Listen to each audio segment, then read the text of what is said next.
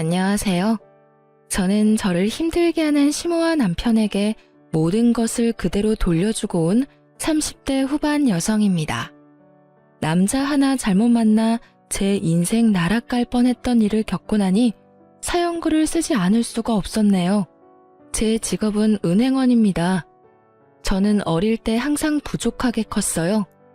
그래서 돈 관리가 얼마나 중요한지 잘 알고 있었어요. 제가 은행원이 된 건 힘든 집안에 도움이 되기를 바라는 마음에서였습니다. 그렇게 은행에 취직하고 2년 뒤부터는 친정 집안 돈 관리는 제가 도맡아 했습니다. 돈을 움켜쥐고 있는 게 아니라 돈을 굴려 돈을 만들었죠. 좋은 상품과 재테크 방법을 빠르게 접할 수 있었기에 가능한 일이었습니다. 그리고 친정집은 제 덕분에 목돈을 모을 수 있었고 친정 부모님은 그런 저에게 엄청 감사해 하셨어요. 부모님이 여기저기 말씀을 많이 하고 다니셔서인지 20대 후반부터는 주변에서 선자리가 엄청 들어왔습니다. 그러나 저는 자연스럽게 만나는 연애 결혼을 원했어요. 그런데 아버지의 성화에 못 이겨 선을 보게 됐는데 그 사람이 제 남편이었습니다.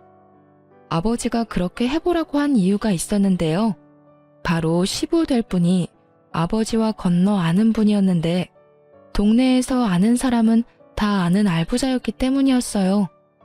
그분이 직접 한 다리 건너 친정 아버지에게 연락을 해온 거라 아버지는 한번 해보라며 난리셨어요. 아버지들이란 다 그렇잖아요. 딸 좋은 거 해주고 싶고 도움되고 싶어 하고. 그런 좋은 마음으로 저를 위해 선자리를 잡아줬어요. 한 번만 만나겠다고 했는데 생각보다 저랑 취향도 비슷하고 대화가 잘 통했어요. 그렇지만 그 사람에게도 딱 하나 단점이 있었는데요. 바로 돈 쓰는 걸 너무 좋아한다는 거예요. 그래도 그걸 크게 신경 쓰지 않았던 건 그 정도는 제가 잡아둘 수 있을 것 같았거든요. 그리고 시부도 그런 문제 때문에 저를 마음에 들어한 모양이고요. 그렇게 남편과 1년 넘게 만나다가 시부가 더 만날 거면 결혼을 하라고 하셨어요. 남편의 과소비가 걱정이었지만 그 부분에 대해 남편과 결혼 전 충분하게 이야기를 나누었어요. 남편의 경제권과 제 경제권을 합해서 제가 관리를 하겠다고 말하고 남편에게는 용돈을 받아서 쓰라고 단도직입적으로 이야기했습니다. 저희의 미래를 위해 그리고 시부의 의견이라고 말이죠. 그랬더니 남편도 처음에는 조금 꺼려하는 것 같더니 알겠다고 하더군요. 그렇게 저희는 결혼에 꼴이 나게 되었습니다. 그런데 저희 시모는 저를 탐탁지 않게 생각했습니다. 시부가 저에게 잘해준다는 것도 그 이유 중에 하나였지만 남편의 경제권을 제가 가지고 있다는 사실이 견딜 수 없으신 것 같았어요. 제가 시모 곳간을 탐내는 그런 며느리로 보였던 것 같더라고요. 저는 그런 시모의 불안을 해소시켜드리기 위해 2주에 한 번씩 꼬박꼬박 시댁에 남편을 데리고 갔고 남편 이름으로 시댁의 용돈도 두둑히 드렸습니다. 뭘 하더라도 제 이름으로 하게 되면 남편 돈으로 생색내는 며느리라며 타박을 주곤 했거든요. 솔직히 해주고 욕 얻어먹는 건 싫었기에 남편 돈으로 남편 이름으로 해드렸더니 이번에는 다 아들 돈으로 해결하고 너는 돈도 안 쓰냐며 타박을 하더군요. 시모는 그런 사람이었습니다. 그러나 시모와는 달리 시부는 결혼 후에도 저의 든든한 지지자가 되어주셨어요. 특히 재산과 관련된 이야기들은 거의 저와 상담하셨어요. 특히 재테크에 관심이 있으셔서 저도 괜찮은 상품을 소개하고 지인을 알려드리기도 했어요. 결혼 2년쯤에는 시댁 재산도 거의 파악할 수 있었고 시부가 제게 맡긴 재산도 제법 됐어요. 그런데 남편은 정말로 시부와 정반대였어요. 돈 쓰는 걸 그렇게 좋아하는 사람은 처음이었어요. 손에 돈만 들어오면 순식간에 사라지는데 용돈도 한 달에 4번씩 나누어 주지 않으면 못 버틸 정도였죠. 저는 그런 남편을 꼭 쥐고 살았어요. 그렇지 않았다면 순식간에 모아둔 재산을 탕진했을지도 모르죠. 그런데 결혼하고 5년 차쯤 되었을 때 남편이 남편 월급으로 모아놓은 적금 1,500만 원을 저 몰래 깨서 가져갔더군요. 아무리 제가 경제권을 맡고 있어도 제 이름으로 모든 걸 관리할 수는 없었고 불투명하게 남편 월급을 쓸 수도 없으니 남편에게는 돈 쓰는 내역을 모두 공개했거든요. 그런데 그 돈이 몽땅 사라진 거였어요. 3개의 적금 통장 중 하나였지만 그래도 금액이 적은 게 아니었죠. 여보, 적금 깼어? 무슨 일 있는 거야? 갑자기 1,500을 가져가. 그냥 좀 쓸 데가 있었어. 어디다 썼는데? 혹시 차 사고라도 났어? 그런 거 아니야. 피곤하니까 먼저 잘게. 어디다 썼는지 알기라도 하면 마음이 좀 개운해질 텐데 남편은 어디다 썼는지도 알려주지 않았어요. 결국 남편과의 실랑이는 그 주 주말에 있던 시댁 모임에서까지 이어졌습니다. 저는 남편에게 틈이 날 때마다 어디에 그 돈을 썼는지를 계속 추궁했고 남편은 귀찮은 얼굴로 제 말에 짜증만 내고 있었어요. 그리고 시모에게 그 모습을 들켜버렸죠. 시모는 제게 한마디 하더군요. 얘, 너는 무슨 애를 그렇게 잡아? 도대체 뭐 때문에 그렇게 남편을 귀찮게 하는 거니? 어머님, 그게 아니라 이 사람이 저 몰래 적금 통장을 깼는데 도대체 그 돈을 어디다 썼는지 알려주지를 않아서요. 제가 뭘 알아야 다음부터 대비를 할 수 있고 제 마음도 좀 편할 텐데 도무지 얘기를 안 해줘요. 남자가 쓸 데가 있었겠지. 도대체 그런 걸로 왜 사람을 귀찮게 하는 거니? 그래서 거지근성이라는 게 참 그래. 네가 없는 집에서 살아서 돈 쓰는 법을 몰라서 그런 건 알겠지만 돈도 써볼 줄 알아야 쓰는 거야. 이런 식으로 돈 쓰는 거 간섭하고 그럴 거면 너 그냥 이혼해. 왜 그렇게 안 맞는 사람이랑 같이 살고 있니? 어머님, 그런 말이 아니잖아요. 저는 1,500만 원이나 되는 돈을 어디다 썼는지 궁금할 뿐이라고요. 1,500이라는 액수를 듣자마자 시모가 살짝 멈칫하더군요. 당연하죠. 그 돈은 작은 금액이 아니었으니까요. 몇십만 원, 아니 차라리 몇백만 원이었다면 제가 이렇게까지 남편을 추궁할 일도 없었을 거예요. 그런데 거의 1,500이라는 돈인데 그 돈이 어디 갔는지조차 모른다는 건 말이 안 되잖아요.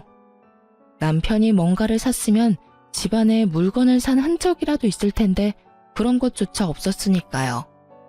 금액이 좀 크기로써니 그게 그렇게 남편을 잡을 일이야? 우리 아들이 애도 아닌데 쓸 때 썼겠지. 남들 앞에서 이게 다 뭐 하는 짓이니? 꼴보기 사납게. 돈돈거리다가 나중에 고생하는 건 너야. 그 정도는 남편 일탈이라 생각하고 넘어가. 시모는 자기 아들을 잘 모르더군요. 돈 있으면 무작정 써버리는 그 남편의 습관조차 모르고 있는 것 같았어요. 하긴 모든 건 시부가 관리를 했으니 여태까지 남편이 자기 월급으로 무엇을 하든지 어머님은 상관하지 않았던 것 같아요. 게다가 시모가 빌려준 돈은 갚지 않아도 어차피 아들이니 언젠간 갚을 거라는 생각을 했던 것 같습니다.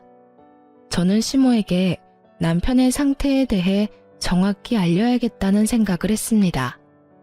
석 달 뒤 저는 좋은 기회를 잡을 수 있었습니다. 저희 결혼할 때 시모가 남편에게 빌려준 돈이 있었어요. 무려 3천만 원이라는 돈이었는데 그건 시부도 모르는 돈이었어요. 제가 남편 월급으로 돈을 모은 이유도 나중에 시모가 그 돈을 달라고 하면 주기 위해서 모은 거였어요. 남편은 그 돈 갚지 않아도 된다고 했지만 또 모르잖아요. 그런데 시모가 돈을 돌려달라고 하더군요. 저는 잘 됐다 싶었어요. 그래서 남편에게 말했죠. 얼마 전에 어머님이 당신한테 빌려준 돈 갚으라고 전화 오시지 않았어? 나한테는 연락 오셨던데. 맞아. 3천만 원 갚으라고 하시네. 당신한테도 전화 오셨어? 내가 당신 월급 관리하는 거 아시니까. 어떻게? 저번에 깬 적금 1,500은 아직 있어? 그거 빼고 1,500만 줄까? 그거 다 쓴 지가 언젠데. 그걸 어디다 썼는지는 나한테 알려주지는 않았잖아. 하긴 내 돈도 아니고 당신 돈인데 어디다 썼든 알게 뭐야. 그럼 3천만 원 당신한테 줄 테니까 당신이 어머님한테 드려. 웬일로 나한테 시켜? 어머님이랑 그 1,500 때문에 당신이랑 헤어지라는 말까지 들었는데 내가 그걸 또 내 손으로 들여봐. 이번에는 또 무슨 소리를 들을지 모르잖아. 그랬지? 알았어. 그럼 내가 드릴게. 돈은? 통장 적금 이번 주 수요일 만기고 어차피 당신 명의 통장이니까 바로 돈 나올 테니 나오면 바로 전해드려. 딱 3천 들었어. 저는 그렇게 말하고 3천만 원이 든 통장을 남편에게 줬어요. 그리고 수요일이 되자마자 시모에게 돈 드렸냐고 남편한테 문자로 물어봤어요. 그랬더니 돈을 드렸다며 문자를 보냈더라고요. 그리고 기다렸어요. 금요일 아침부터 시모가 연락이 왔어요. 예, 너는 빌려간 3천만 원 수요일에 준다고 하더니 왜 아직까지 연락이 없어? 저는 올게 왔다는 생각을 하며 모르는 척 시모에게 되물었어요. 어머, 아직도 안 들어왔어요? 그 사람 통장에 모아놓은 돈인데 만기는 수요일이었거든요. 제 명의가 아니라 제 마음대로 할 수 없으니 그이한테 어머님 돈 드리라고 말했는데 아직도 안 들어갔단 말이에요? 그래, 아직 안 들어왔어. 빨리 넣어줘. 어머님, 그 돈은 이미 저한테 없어요. 그이가 애도 아닌데 알아서 드렸겠죠. 그런데 이상하긴 하네요. 수요일에 제가 남편에게 물어봤더니 돈 드렸다고 하더라고요. 너 설마 나한테 거짓말하는 건 아니겠지? 아들한테 물어봐도 되니? 그럼요. 꼭 물어보세요. 그리고 저는 보냈다는 문자 내용이 있는데 보내드릴까요? 됐다. 내가 전화해보마. 저는 전화를 끊고 그 뒤에 올 시모의 전화를 기다렸습니다. 저는 그 돈이 아직까지 남편에게 있을 거라고 생각하지 않았습니다. 돈만 있으면 다 써대는 사람이니 어딘가 썼겠죠. 저번에 1,500만 원이 그대로 사라진 것처럼 말이죠. 그런데 시모와 전화를 끊자마자 남편이 집에 들어오는 것입니다. 저는 좋은 구경하겠구나 싶어 시치미를 뚝 떼고 있었죠. 그랬더니 남편 전화로 연락이 오더군요. 엄마. 무슨 일이야? 그거? 좀만 기다려주면 안 돼? 아직 돈이 안 나와서. 뭐? 그렇게 말하면서 남편이 제 눈치를 보더군요.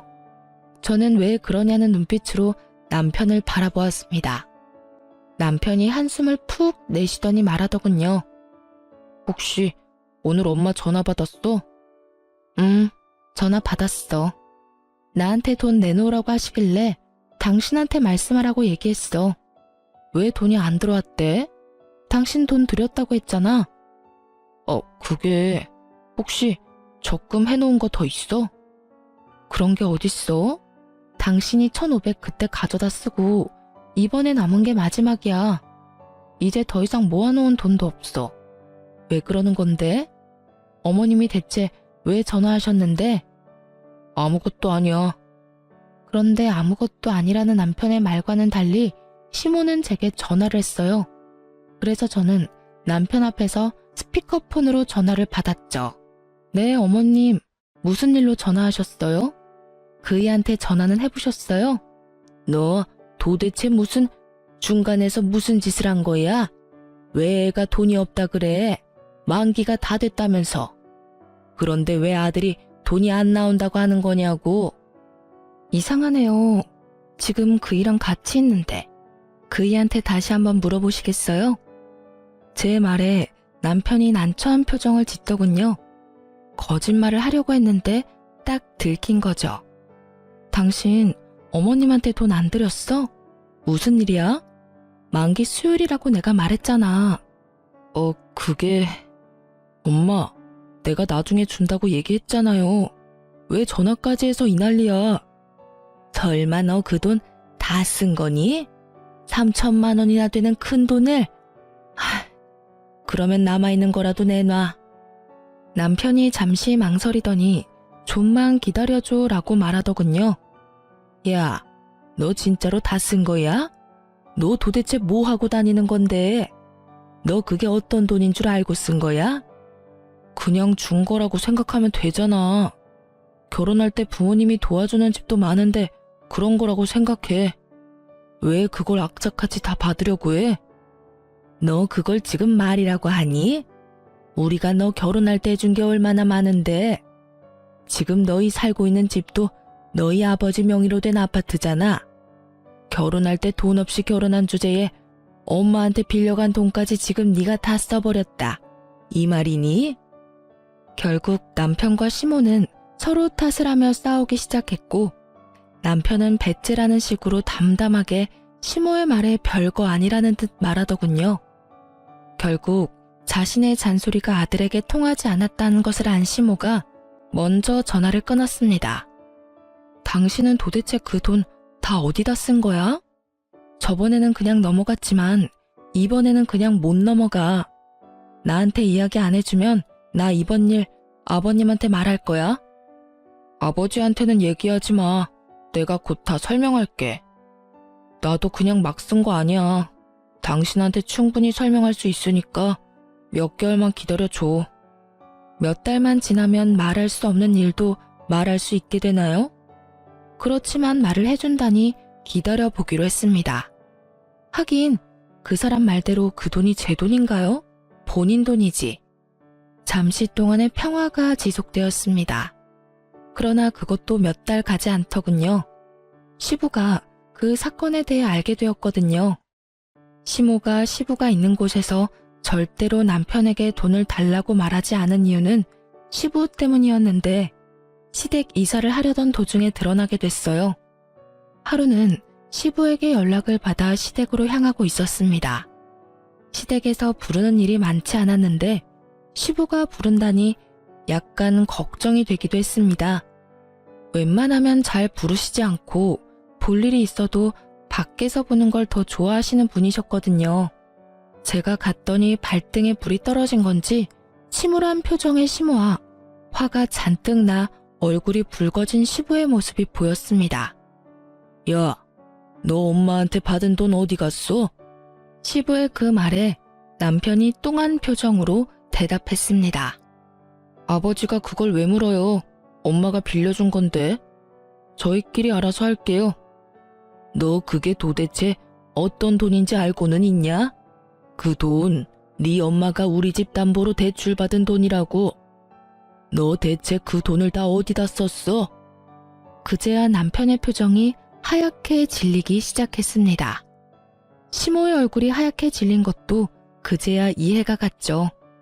아버지, 그게 있잖아요. 사실 그 돈은 제가 다 썼어요. 남편의 이실직고에 시부의 얼굴이 새빨개지더니 갑작스레 시부가 뒤로 넘어가 버렸습니다. 그리고 그 순간부터는 아수라장이었어요. 구급차에 시부가 실려가고 입원을 하고서야 시부가 뇌졸중이 왔다는 것을 알게 됐어요. 평소 고혈압이 있으셨는데 그날따라 남편 일 때문에 약도 못 드시고 화가 나서 남편을 추궁하다가 혈압이 갑자기 오른 것 같다고요. 그런 일이 있으니 남편은 고개도 들지 못하고 있었습니다. 그렇지만 이 와중에 시모는 남편이 아닌 저의 탓을 하더군요. 네가 문제야. 네가 중간에서 잘 해결했으면 이런 일이 없었지 않니? 매번 항상 똑부러지는 척은 혼자서 다 하더니 이런 일은 왜 똑부러지게 해결을 못해서 이 난리를 만들어? 어머님, 저번에 이 사람이 1,500만 원 다 써버렸을 때 저한테 뭐라고 그러셨어요? 남편도 못 믿으면서 무슨 결혼 생활을 하냐고. 그렇게 살 거면 이혼하라고 하셨잖아요. 그래서 저는 이 사람 믿어준 것 뿐이에요. 그리고 어머님께서도 아셔야 된다고 생각했고요. 그 돈을 제가 쓴 것도 아닌데 왜 제 탓을 하는지 모르겠네요. 남편 명의였고 남편 이름으로 된 통장에 있었어요. 그러면 당연히 남편한테 물어야 하는 게 맞는 거 아닌가요? 왜 아무 상관없는 저한테 계속 책임을 지라고 말씀하시는 거예요? 그렇게 말하면 안 되지. 여태까지 우리 집 재산 관리는 네가 다 했지 않니? 그런데 왜 갑자기 이번 일만 네가 쏙 빠진 거야? 나는 너 용서 못해. 그러니까 네가 책임지고 네 시아버지 돌봐라. 집 팔고 들어와서 시아버지 수발 들어. 다 늙은 내가 해야겠니? 몇십 년이라도 팔팔한 네가 해야지. 합가요? 아버님이 아프시면 전문 병원에 맡기는 게 맞는 거고 합가를 하지 않아도 아버님을 충분히 돌볼 수 있어요. 왜 굳이 합가를 하시라고 하는 건지 모르겠네요. 그리고 누누이 말하지만 돈을 쓴 건 제가 아니에요. 어머님이 저한테 뭘 원하는지는 모르겠는데 그런 걸 원하시기 전에 아들하고 이야기를 더 해보세요. 그 1,500, 3,000 어디다 썼는지요. 남편이 그 돈 몰래 안 썼으면 아버님 쓰러질 일이 있었겠어요? 그리고 당신이 이야기해봐. 왜 당신이 저지른 일 때문에 내가 이렇게 스트레스를 받아야 해? 나는 이런 식으로 합가하는 건 원하지 않아. 아버님이 아프셔서 내가 정말로 집에서 수발을 들어야 한다면 모르겠지만 지금 당장 병원에 있으셔야 하는데 왜 합가를 해? 우리 집에서도 충분히 가능한 일인데. 당신 진짜 너무 뻔뻔한 거 아니야? 어떻게 아버지가 아프신데 돈 얘기만 할 수 있어. 그리고 합가를 안 하겠다는 건 아버지 수발을 들지 않겠다는 얘기잖아. 집에서 들든 시댁에서 들든 아무 상관없으면 시댁에서 들어도 되는 거잖아. 네가 합가 반대하면 난 너랑 이혼할 거야. 어차피 우리 사이에 아이도 없잖아. 이상한 생각이 들었습니다. 남편이 왜 저렇게 뻣뻣하게 나오는 거죠? 지금 당장 저와 시부에게 빌고 빌어도 모자랄 판에 이혼을 하자고 하다니요. 저는 당황스러워서 남편에게 물었습니다. 설마 지금 당신 나하고 이혼하자고 이야기하는 거야? 그래. 합가 안 할 거면 이혼해. 당신한테 정말 실망했어. 아버지 아픈데 어떻게 그런 말을 할 수가 있어? 우리 아버지한테 이쁨 받은 건 당신이잖아. 그러고는 남편이 자리를 떠버리더군요. 저는 남편 몰래 사람을 써서 뒤를 캤어요. 그런데 깜짝 놀랄 만한 소식을 듣게 됐어요. 남편에게 다른 여자가 있었습니다. 숨길 생각도 없이 만나고 있더군요. 게다가 바람피는 여자는 제가 아는 사람이었습니다. 제 건너 지인이었거든요. 평이 그렇게 좋은 사람은 아니었습니다. 친구 말로는 상여우라고 하더군요. 자신의 외모를 이용해 총각 유부남 가리지 않고 돈 뜯기로 유명한 여자라고 했습니다. 그래서 저는 그 여자의 SNS를 타고 들어갔습니다. 남편과 바람피는 걸 확인할 수 있지 않을까 싶어서요. 그런데 몇 달 전부터 굉장히 많은 사진이 올라오더군요. 분명히 혼자서 가서 찍을 만한 곳은 아니었습니다. 게다가 남편이 적금을 깬 그날 올라온 사진을 보니 100일 선물로 받은 명품 가방 사진이라며 사진을 떡하니 올려놨더군요. 그제서야 감이 딱 왔습니다. 이 남자가 이 여자 명품백을 주려고 적금을 깼구나 하고요. 그리고 3천만 원의 행방도 안 봐도 뻔했던 거죠. 제 남편과 그 여자가 사귀는 동안 그 여자의 사진에는 온갖 종류의 명품들이 다 올라왔습니다. 비싸고 유행하는 물건들. 그걸 보고 저는 정이 확 떨어졌어요. 저와의 결혼 기념일에는 케이크 하나 사준 적 없는 사람이었습니다. 용돈을 받는 처지에 케이크 살 돈이 어디 있냐고요. 저도 남편에게 용돈을 주는 생활을 하면서 그런 걸 바라지도 않았습니다. 아니, 바랬지만 뒤로 갈수록 바라지 않게 되었다는 것이 맞는 말이겠죠. 그런데 그 여자에게는 적금까지 깨서 명품을 선물한 걸 보고 남편의 의도를 제대로 확인해버렸죠. 남편이 그 돈의 행방을 말하지 않은 이유는 명확했습니다. 몇 달 뒤에는 저와 이혼하고 그 여자와 함께할 미래를 미리 그리고 있었던 거예요. 거기까지 생각이 미치니 남편과의 결혼을 유지해야 할 어떤 이유도 없었습니다. 저는 남편과의 이혼을 마음속으로 이미 결정했습니다. 합가를 하지 않으면 이혼을 하겠다는 그 말은 그냥 해본 말인 거죠. 그렇다면 원하는 대로 해줘야죠. 자신이 지금 어떤 여자에게 정성을 다하고 있는지를 모르는 상황에서 다시 한 번 더 남편 놈에게 본때를 보여줘야 할 것 같았습니다. 저는 남편을 불렀습니다. 합가 안 하면 이혼하겠다는 당신 생각 변함없어? 변함없어. 난 당신이 합가 안 하면 당신이랑 헤어질 생각이야. 아버지 병간호 안 하는 며느리는 필요 없다고 생각해. 분명히 말하겠는데 나는 병간호 하지 않겠다고 말한 적 없어. 아버님을 모시더라도 그건 우리 집에서도 할 수 있다는 말이었고, 그런데 당신이 지금 앞뒤 다 잘라먹고 무조건 합가 안 하면 이혼하겠다고 하고 있잖아. 그만하자. 이렇게 말 돌리는 거 나 다 알아.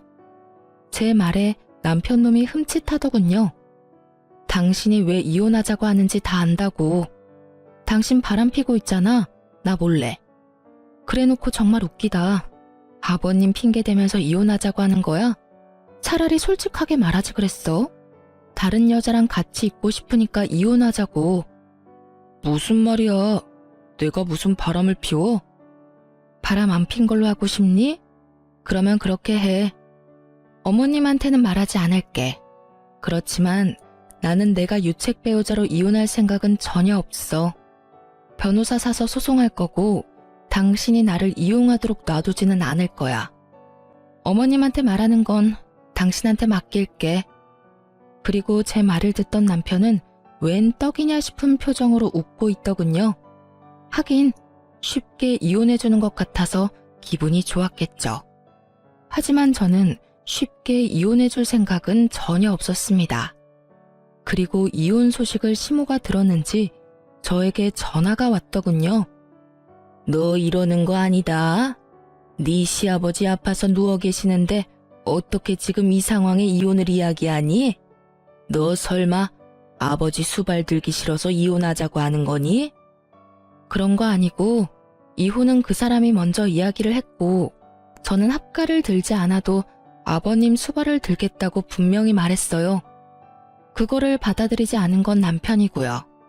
그러니까 하고 싶은 말이 있으시면 아드님한테 하세요. 이 모든 게 남편 계획이니까요. 너 이렇게 헤어진다고 해서 너 혼자 잘 먹고 잘 살 수 있을 거라고 생각했어? 주변에서 너 시아버지 수발 들기 싫어서 이혼한 거라고 소문 다 나면 좋은데 시집이라도 갈 수 있을 것 같아? 네가 우리 아들만큼 괜찮은 남자를 어디 가서 만나니? 그러니까요. 늙어서 혼자 죽어도 상관없으니까 어머님 아드님 같은 분하고는 같이 살기 싫어요. 그리고 아들한테 무슨 소리를 들었는지 모르겠지만 제 남편이 먼저 바람나서 저한테 이혼하자고 한 거거든요. 좋으시겠어요. 여우 같은 며느리 맞이하게 되셔서. 저는 그렇게 이야기하고 전화를 뚝 끊었습니다. 그리고 남편 놈 이름으로 시모에게 하던 모든 걸 끊어버렸어요. 2주에 한 번씩 남편을 데리고 시댁에 가는 것도, 남편 이름으로 용돈을 주던 것도 끊어버렸죠. 그리고 남편에게 시모에게 연락하라는 잔소리도 더 이상 하지 않게 되었죠. 그렇게 되니 당황한 건 제가 아니라 시모였던 것 같아요. 남편은 정이 없고 본인 부모에게도 애정을 그리 갖지 않는 사람이었어요. 그 사람에게는 돈만 중요할 뿐이지 부모는 그 뒤 이야기였거든요. 그런 남편 멱살 잡아가며 시모에게 효를 다하도록 만든 건 저였죠.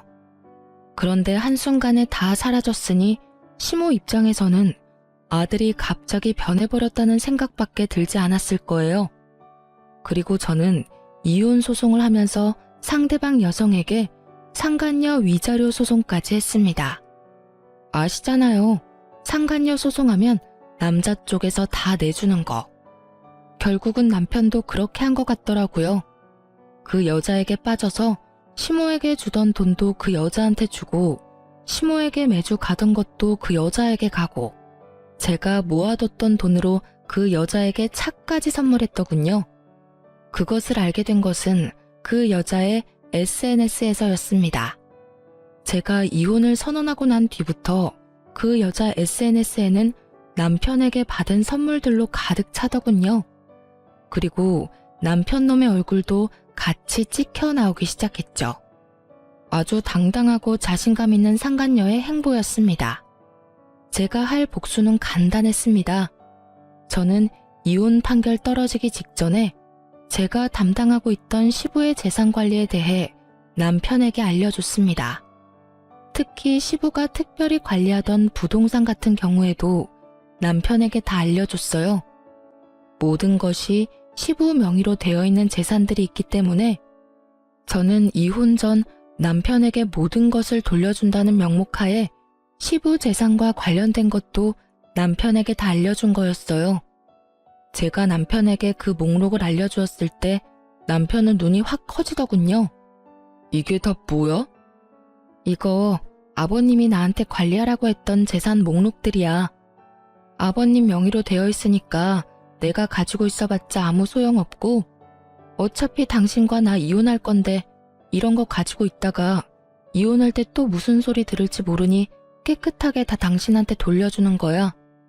원래라면 아버님한테 돌려드려야 하는데 아버님 상태가 지금 좋지 않으시잖아. 그러니까 당신이 책임지고 관리하고 어머님한테도 말씀드려. 난 당신과 이혼하면 이 일에서 완전히 손 뗄 테니까. 남편의 눈동자가 욕심으로 번들거리는 것이 보였습니다. 그리고 이혼하고 한 달 뒤 시모에게 연락이 왔더라고요. 야, 너 도대체 뭐 하는 년이야? 감히 우리 집 재산을 탐내? 돈 다 어디다 빼돌렸어? 악에 가득 받쳐 화를 내는 시모의 목소리에 저는 태연히 말했습니다. 도대체 무슨 돈을 말씀하시는 거예요? 재산이라니. 저는 아는 바가 전혀 없습니다. 네가 모르는 게 어디 있어? 우리 남편이 너한테 재산을 다 맡겼는데 그 재산들이 지금 하나도 없잖아. 지금 통장에 땡전 한 푼이 없어. 네가 다 가져간 거지? 제가 관리하던 건 남편에게 모두 다 줬어요. 제가 가지고 있을 필요가 없으니까요. 이미 남남인데 제가 가지고 있으면 그거야말로 범죄죠. 제가 변호사 입회하에 남편에게 모조리 다 돌려줬어요. 그러니까 하고 싶은 말이 있으시면 아들한테 하세요. 저한테 전화하실 게 아니라. 뭐? 너 설마 진짜로 우리 아들한테 그 돈을 다 줬니? 네. 아버님 그렇게 되고 후견인이 남편밖에 없잖아요. 그래서 준 거예요. 네가 지금 정신 나간 짓을 했어. 너 지금 집이 어떻게 돌아가는지 아니? 부동산에 적금에 병원비까지 탈탈 털렸어. 그리고 나랑 남편이 내는 보험까지 다 해지하고 해지 환급금까지 아들이 다 가져갔더라. 너 어떻게 이럴 수가 있어? 네가 그걸 우리 아들한테 주지 말고 나한테 줬어야지. 왜 그걸 아들한테 줬냔 말이야? 이상하네요. 어머님이 저번에 그러셨잖아요. 아들이 애도 아니고 뭐가 그렇게 못 믿겠냐고요. 그래서 돌려드린 것 뿐이에요. 그리고 어머님한테 돌려드릴 수도 없는 노릇이었어요. 저랑 그 사람 이혼한다고 어머님이 저한테 얼마나 화를 많이 내셨어요? 제가 어머님하고 이야기를 하고 싶었겠어요?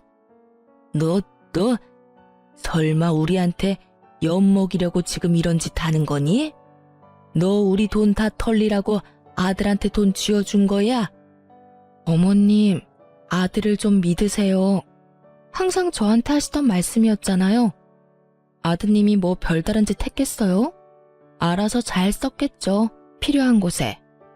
지금 그게 아니니까 너한테 하는 말이잖아. 내가 아픈 남편 수발드는 와중에 지금 이런 일까지 당해서 정신이 없어. 병원비를 내려니 통장에 땡전 한 푼도 없고 왜 그 돈을 아들한테 준 거야?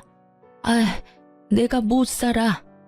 그 새끼가 돈을 얼마나 펑펑 쓰는지 네가 잘 아는데 왜 그걸 줬단 말이야. 아이고, 내 돈. 아이고, 내 돈. 그걸 저한테 말씀하셔도 저와는 상관없는 일이에요. 저는 제가 왜 이런 전화를 받아야 되는지도 모르겠고요. 제가 할 일도 끝났고 서로 간에 해결해야 될 문제도 다 끝났어요. 이혼 판결 나왔고, 그리고 그 사람이 바람펴서 이혼하는 바람에 유책 배우자 돼서 저한테 위자료도 지급해야 했죠. 다행히 아닐 수 없네요. 그래도 위자료는 제대로 들어왔거든요. 상간녀 위자료도 잘 들어왔더라고요. 전 남편이 대신 내줬나 봐요. 그 돈이 어디서 났는지는 잘 알겠네요. 여하튼 저는 할 얘기 없으니까 앞으로 저한테 전화하지 말아주세요. 전화를 끊으려는데 갑자기 울먹거리는 시모의 목소리가 들려왔습니다. 며느라가 미안하다. 내가 잘못 생각했어. 너랑 우리 아들이 헤어지는 게 맞다고 생각했는데 그게 아니었다. 그 상간녀는 우리 집에 들어와서는 안 돼. 그동안 네가 얼마나 고생했는지 내가 이제 알겠다. 이제 알았어. 네가 잘해준 것도 모르고 내가 그렇게 굴어서 정말 미안했다. 그러니까 제발 돌아오지 않을래? 우리 아들이 정신이 나갔나 봐. 그 여자한테 정신이 팔려서 부모를 내팽겨쳐두고 보살피지도 않고 있어. 게다가 집안에 있는 돈은 씨가 다 마를 정도야. 제발 부탁이다. 돌아오면 안 되겠니? 저는 그 말에 대꾸도 하지 않고 끊어버렸어요. 들려오는 소문에 의하면 시모는 그날 쓰러진 뒤로 병원 신세를 지고 있고, 남편과 상간녀는 결혼식을 위해 열심히 돌아다니고 있다고 하더군요. 시부가 쓰러지든지 말든지, 시모가 쓰러지든지 말든지 아무 상관없이 열심히 비싸고 좋은 거 구경하면서 돌아다녔더군요. 사업을 하는 시부가 쓰러져서 돈 벌어다 줄 사람도 없는데 돈을 그렇게 써대는 걸 보니 조만간 돈이 다 떨어질 것 같더라고요. 게다가 시모 성격도 보통이 아니잖아요. 남편이 결혼하겠다고 데려온 예비 며느리를 가만히 둘 성격은 아니었습니다. 그렇지만 이 모든 것들은 제가 신경 쓸 일이 아니었습니다. 저는 이미 헤어진 사람이고 이혼을 했으니까요. 그들의 일은 그들에게 맡기는 게 현명한 일이겠죠. 이렇게 저는 남편과 헤어지고 새로운 인생을 살게 되었습니다. 그렇게 이혼하고 2년 뒤에 시모와 남편을 만나게 됐어요. 최근이었어요. 장소는 바로 변호사 사무소였습니다. 뜬금없는 장소에서 정말 우연히 마주친 저는 아무 말 없이 지나려고 했는데 시모가 제게 말을 걸어오더군요. 너도 이제 개인회생하러 왔니? 아니면 파산? 내가 그렇게 너한테 울면서 매달렸는데도 너 정말 매정하게 우리 버리고 갔더라. 네가 아들이랑 이혼하는 바람에 집안이 풍비박산이 났어. 결혼했으면 끝까지 남편을 책임졌어야지. 뭐하러 남편 내버려뒀다가 집안을 엉망진창으로 만들어. 네가 우리 아들을 망쳐놨어. 이게 전부 다 네 탓이야. 그래, 우리 이렇게 만들어놓고 너는 편하게 살 줄 알았니? 너도 봐, 개인회생하러 왔잖아. 2년이 지났는데도 여전하시더라고요. 미안하다고 했던 건 거짓말이었나 봅니다. 제가 뭘 잘못했어요? 말해보세요. 제가 잘못해서 이혼했나요? 저 사람이 다른 여자 만나면서 돈 쓰느라 이혼하게 된 건데 모두 제 탓이라고요? 제가 그렇게 할 이유가 전혀 없잖아요. 저는 아버님 재산을 불리려고 노력했으면 했지 이런 소리 들을 만큼 나쁜 짓 한 건 없어요. 내가 모를 줄 알았니? 우리 아들이 너한테 그렇게 돈을 많이 썼다며? 네가 그렇게 사치스러웠다는데 우리 집안 돈 네가 가져간 거 맞잖니? 돈 관리한다는 명목으로 제 재산 가져간 것도 너지? 시모가 하는 어이없는 말에 저는 전 남편 놈을 쳐다봤습니다. 전 남편 놈은 다른 곳을 쳐다보며 제 눈을 바라보지 않더군요. 자기 잘못을 끝까지 반성하기는커녕 제게 뒤집어 씌우는 걸 보며 저는 화가 났습니다. 제가 남편에게 무언가를 많이 받아봤다면 그런 말을 들어도 할 말이 없었을 거예요. 그런데 저런 남편에게 결혼 기념일 선물도 받아본 적이 없거든요. 저는 시모에게 어이없다는 듯이 말했습니다. 저 남자가 무슨 말을 어떻게 했는지 모르겠지만 저는 남편에게 결혼 기념일 선물도 받은 적이 없어요. 제가 용돈을 주는 생활을 하다 보니 남편이 그러더군요. 용돈 받는 처지에 선물은 못 산다고요. 그래서 각자 선물을 준비하는 대신 생활비에서 돈을 조금 떼서 커플 신발이나 커플 옷을 사는 게 저희 결혼 기념일을 보내는 방법이었어요. 엄밀히 따지면 제 돈으로 신발 산 거랑 뭐가 다르죠? 저도 생활비를 내고 저 사람도 생활비를 내는데 거기다 더 웃긴 건 케이크나 음식은 제가 모두 다 준비했거든요. 그리고 전 남편 월급이 어떻게 쓰였는지는 제가 정확하게 다 기록해 두었고 영수증도 다 모아놨기 때문에 보시면 알 거예요. 그거를 안 보시고 지금 여기 와서 저한테 이런 말 하시는 건 말이 안 되죠. 그리고 어머님은 제가 그 돈을 다 썼다고 생각하는데 어머님 예비 며느리가 그 돈을 다 쓴 거예요. 아니지. 지금은 예비 며느리가 아니라 며느리겠네요. 재혼했잖아요. 전 남편은 고개를 푹 숙이며 제 눈을 마주하지 못했고 시모의 얼굴은 사색이 되어 하얗게 질렸습니다. 그걸 보니 상간녀와 남편이 잘 되지 않았다는 걸 짐작할 수 있었습니다. 하긴 그렇게 돈을 좋아하는 여잔데 개인 회생이나 하는 남자와 만나고 있을 리 만무하죠. 저는 마지막으로 시모에게 팩트를 날렸습니다. 제가 전 남편과 처음으로 다투게 된 그 1,500만 원 사건, 그 1,500도 상간녀 가방 사는데 들어갔더라고요. 그 여자 SNS 확인해보니 그 적금 깬 날 1,000만 원 넘는 가방 자랑하려고 사진을 휘황찬란하게 올려놨더라고요. 전 남편이 어머님한테 돌려줘야 했던 3,000만 원도 그 여자한테 썼던 것 같던데 확인 안 해보셨나 보네요. 시모가 제 변명 아닌 변명을 듣고는 다 이해한다는 어조로 제게 비웃으며 말하더군요. 그래, 뭐든. 너도 지금 개인 회생하러 변호사 사무실 찾아왔는데 그런 너 붙잡고 이런 말 하는 것도 웃긴 일이지. 안 그러냐? 시모는 마지막까지 저의 자존심을 박박 긁으려는 듯 소리를 지르더군요. 그리고 그때 변호사 사무실에서 변호사가 나왔어요. 그리고 변호사가 저를 향해 여보라고 부르는 순간 그 공간이 싸늘하게 식었습니다. 여보, 서류 놔두고 간 거 있다고 해서 갖다 주러 왔어. 이거 맞지? 맞아. 고마워. 여기까지 오느라 고생했어. 조금 있다가 점심시간이니까 기다릴래? 같이 밥 먹으러 나가자. 제게 잠시만 기다려달라고 하던 남편이 대기하던 한 사람을 데리고 변호사 사무실로 먼저 들어갔어요. 저는 시모를 보며 웃었습니다. 저는 개인 회생하러 온 게 아니고 재혼한 남편 서류를 주러 왔어요. 무슨 착각을 하셨는지 모르겠지만 저는 개인 회생 파산과는 거리가 멀거든요. 알다시피 돈 관리는 철저하게 하니까요. 누구랑은 다르게요. 어쨌든 과거 이야기는 과거 이야기고 솔직히 말하면 저는 지금도 잘못 없다는 입장이에요. 여자한테 빠져서 저에게 이혼을 요구한 것도 남편이고 제가 시어머니에게 드리라고 했던 아버님의 재산을 다 탕진한 것도 남편이죠. 그리고 남편에게 그 어떤 선물도 받아본 적이 없는 것이 저예요. 무슨 탓이든 탓을 하고 싶으면 남편 상간녀한테 하세요.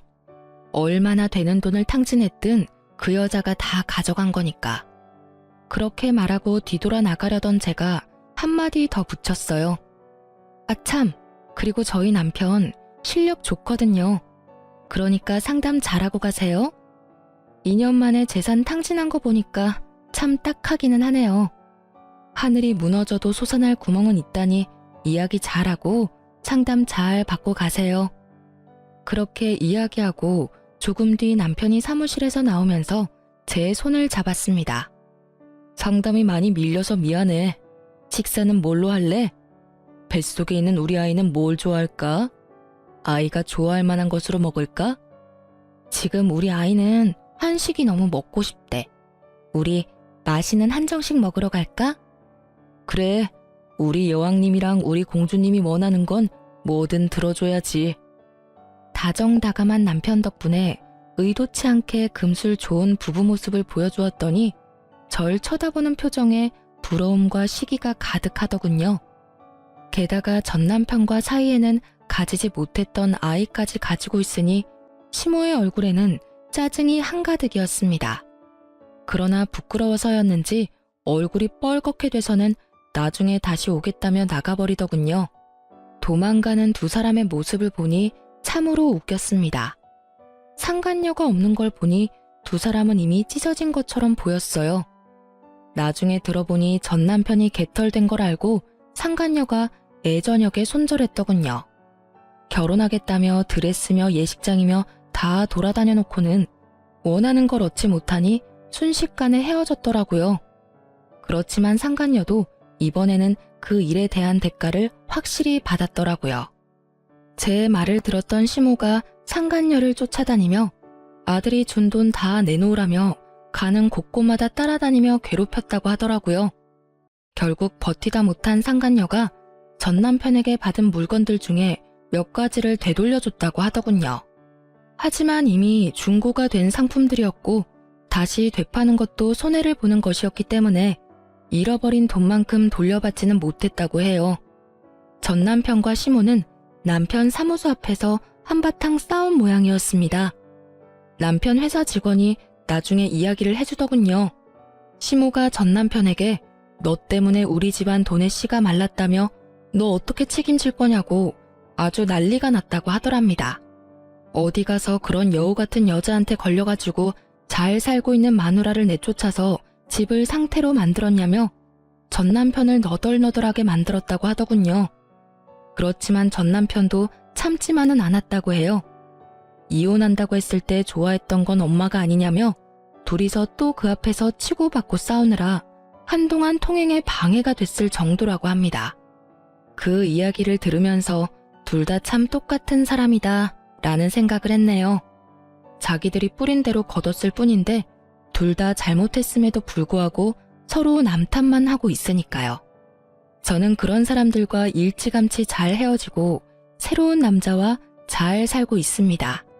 재혼이라 좀 걱정스러웠지만 상대방도 재혼이라 조금은 덜 부담스러운 상황이었죠. 이제는 아이도 생기고 더 안정적이고 행복한 생활을 하고 있습니다. 솔직히 전 남편을 생각하면 아직도 짜증나고 부끄럽고 지워버리고 싶은 기억이라고 생각하고 있지만 그 일이 없었다면 제가 이렇게 빠져나올 일도 없었겠죠. 지금 저희 시댁 부모님들은 제게 항상 고마워하세요. 남편과 함께 시댁 친정 재산을 불려주려고 열심히 노력하고 있는 저에게 매번 고맙다며 감사 인사를 하시거든요. 그렇게 하지 않아도 된다고 했는데도 고마움을 표현해 주시는 부모님들을 보면 저도 더 열심히 도움이 되고 싶은 마음을 가지곤 합니다. 이런 게 바로 가는 정이 있으면 오는 정도 있다는 말이겠네요. 긴 글 읽어주셔서 감사합니다. 모두들 행복한 하루 되세요.